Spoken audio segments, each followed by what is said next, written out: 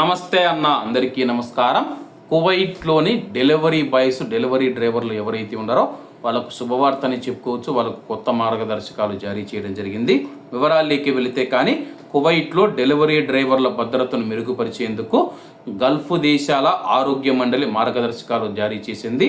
పని సమయంలో డెలివరీ డ్రైవర్లు ఎదుర్కొంటూ ఉన్న శారీరక మానసిక ప్రమాదాలను ఎత్తి చూపుతూ జరిపిన అధ్యయనాల నేపథ్యంలో జీసీసీ ఆరోగ్య మండలి, కువైట్ ఆరోగ్య మంత్రిత్వ శాఖ సహకారంతో డెలివరీ యాప్ డ్రైవర్ల భద్రత మరియు శ్రేయస్సును మెరుగుపరిచే లక్ష్యంతో కొత్త మార్గదర్శకాలను జారీ చేసింది. అలాగే కొత్త మార్గదర్శకాల ప్రకారం ఎక్కువ గంటల పని మరియు నిరంతర రైడింగ్ పరిస్థితుల కారణంగా డెలివరీ డ్రైవర్లు ఒత్తిడి, అలసట, కండరాల ఎముకల సంబంధిత రుగ్మతలు మరియు మూత్రనాళాల సమస్యలతో సహా వివిధ ఆరోగ్య సవాళ్లకు గురవుతూ ఉన్నారు. ఈ మార్గదర్శకాలు రహదారి వినియోగదారులను సురక్షితమైన దూరాన్ని పాటించాలి, కుడి లేదా ఎడమలైన వైపుకు తిరిగేటప్పుడు జాగ్రత్త వహించాలి మరియు డెలివరీ మోటార్ సైకిళ్ల ముందు అకస్మాత్తుగా ఆగకుండా ఉండాలని కోరుతూ ఉన్నారు.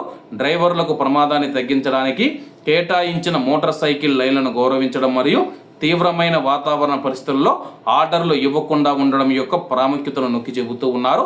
పని ప్రదేశ భద్రత మరియు ప్రజల అవగాహన మెరుగుపరిచే విస్తృత ప్రాంతీయ ప్రయత్నాలలో భాగంగా ఈ నెల 26 నుంచి 30వ తేదీ వరకు గల్ఫ్ వృత్తిపరమైన భద్రతా వారోత్సవాలతో పాటు ఈ కార్యక్రమం చేపట్టినట్లు కువైట్ అధికారులు ప్రకటించారు. ప్రస్తుతం కువైట్లోని డెలివరీ డ్రైవర్లపైన ఒత్తిడి తగ్గించాలి, అలాగే వాళ్ళు పలు అనారోగ్య సమస్యలతో బాధపడుతూ ఉన్నారు, అలాగే వారిపైన మీరు ఒత్తిడి తగ్గించాలి. ముఖ్యంగా వాతావరణం క్లిష్టంగా ఉన్నప్పుడు, వాన పడేటప్పుడు కావచ్చు, ఎక్కువ ఎండ ఉండేటప్పుడు కావచ్చు, అలాగే ఋతువా వచ్చేటప్పుడు కావచ్చు, మీరైతే హోటళ్లకు ఆర్డర్లు పెట్టకుండా ఉండాలని చెప్పేసి ప్రజలను కువైట్ అధికారులు కోరారు. కాబట్టి అందరూ బాగుండాలి, అందులో మనం ఉండాలి. అందరికీ నమస్తే అన్న, జై హింద్.